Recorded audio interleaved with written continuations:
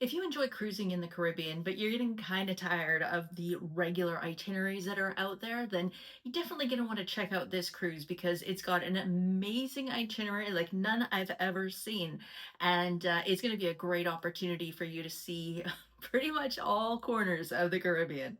So let's take a look at the backstory on this one. Holland America is offering this cruise. It's the 100th anniversary of Pan American Airlines flying into the Caribbean, and they were the first ones to sort of pioneer routes to some of the smaller, more remote islands. And this opened up a lot of new places for people to visit and made it a lot easier for people to get to these remote islands. That all started back in 1927. So fast forward to 2 years from now, and we are going to be enjoying a fabulous 28-day journey on board the Holland America Zuiderdam.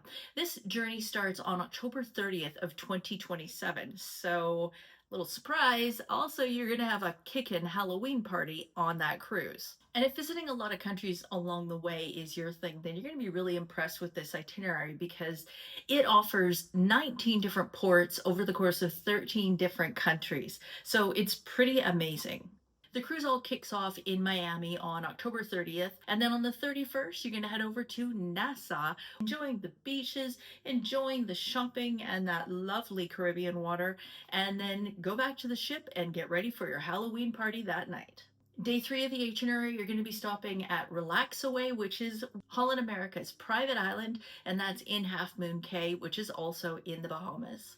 Then you have a day at sea so that you can get all ready for your next day's port. So day 5, you're going to hit Ocho Rios, and this is a great port where you can enjoy some shopping and also grab a Jamaican patty or two. Day 6 is at sea, and then day 7 you head over to the Dominican Republic where you'll be stopping in beautiful Santo Domingo. Day 8 you'll be stopping in picturesque San Juan, Puerto Rico, and this is a port that you definitely want to check out. A, because you're going to want to have a pina colada, that's where they were invented, and B, because you're going to want to walk around the Old Town area. It is so scenic and picturesque, you just can't miss it. Day 9, you're going to be heading over to St. Thomas, and you'll likely be porting at the Havenside port area. And this is where there's a bunch of little shops and stuff like that. And for those of you who in the past have commented on my necklace, I did get this charm at one of the shops there. I mean, this isn't a real thing, but I enjoy it, and it was 50 bucks. So a great little place to pick up a souvenir. Day 10, you're hitting Antigua, and this is where you can try some black pineapple, or you can just enjoy the beaches or the shops. Day 11, you're on to the Spice Island of St. Lucia, and this is where you're going to find volcanic beaches of black sand, along with brown sandy beaches, and lots of different shopping and great bars to go visit. Day 12, you're off to Trinidad and Tobago, where you're going to be able to enjoy the beaches or take some tours of the island.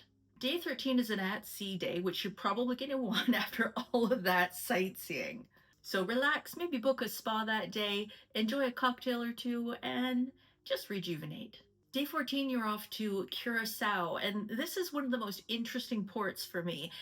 You're going to stop right outside of the Renaissance Hotel, that's where the cruise ship docks, and from there you can walk into downtown Willemstad, and this is a really interesting stop because there is a floating bridge that connects both sides of the town. When there is a large tanker ship coming through, the bridge will actually open up so it swings, and then it will actually allow the ships to go by. Let yourself be in awe of this bridge that opens and closes to allow these large ships to go through.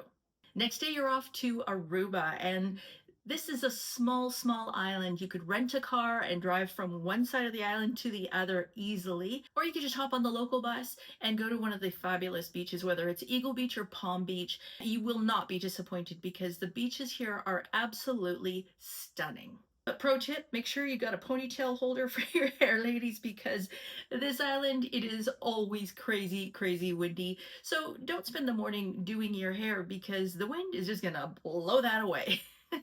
Day 16 is an at-sea day, so again, another opportunity to rest up, maybe take a spa treatment, and just relax and get ready for more sightseeing. Day 17, you're heading to Colombia and stopping at Santa Marta. And those of you who are in my age range and recall seeing the movie Romancing the Stone, you'll be happy to know that you're heading to Cartagena, Colombia the very next day. Another at sea day on the 19th day of the cruise, and then on the 20th day, you're heading into Columbia, Panama. Now, I haven't sailed through the Panama Canal, and I have friends who have, and they have often said that it's actually better to be on the side of the canal so you can watch the ships sailing through, because as you're sailing through, you don't really get a good perspective of it. So this might be a really interesting way for you to see Panama without actually having to worry about traversing the canal. Day 21 could be a day of either adventures or just laying back on the beach as you sail into Puerto Limon in Costa Rica. And then after all that sightseeing in the Caribbean, you've got 2 full days at sea so you can relax and get ready for more adventures. Day 24, you head to Belize, and then on day 24, you'll head over to Cozumel, Mexico. Another day at sea, and then on day 27, you're going to head over to Progreso, Mexico. So a little bit of a different port for you to see some new stuff for a change. And then you'll have one last full day at sea where you can just enjoy and reflect on all of those amazing adventures and wonderful things that you've seen over the course of the cruise. And then the next day, you are back into Miami. So a colleague of mine, Chris, he has actually booked some group space on this cruise. He's got a wide variety of different cabins that he's holding. And I know we're like 2 years out from this cruise, but I'm telling you, now is the time to book because the prices are actually really, really good. So they're a little bit cheaper with the group pricing compared to what you see online. So definitely going to want to connect with him and find out more about this. I'm going to put his details in the contact information below, as well as right here across the screen. So feel free to reach out to him if you have questions about this cruise, or if you think this is something you want to sign up for, because deposits are fully refundable. So I don't know about you, but I'm really excited about this cruise. I think it'll be really interesting to see all of those different islands as well as some of the mainland cities. It's a very unique cruise because you rarely have Aruba and Curacao included along with the Bahamas and Jamaica. So that's really cool, as well as hitting, Costa Rica, Belize, and Mexico as well. So it's a little bit exotic, a little bit of what you're used to, but all in all, it makes for a well-rounded cruise and a fun adventure. So I hope you enjoyed this video. If you did, please consider giving it a thumbs up. Before you go, be sure to check out this video here. This is my recap of the cruising to Alaska that I did just last month. So we go from suntime cruising to glacier cruising, and we've got everything in between. So thanks for watching, and we'll see you on the next one.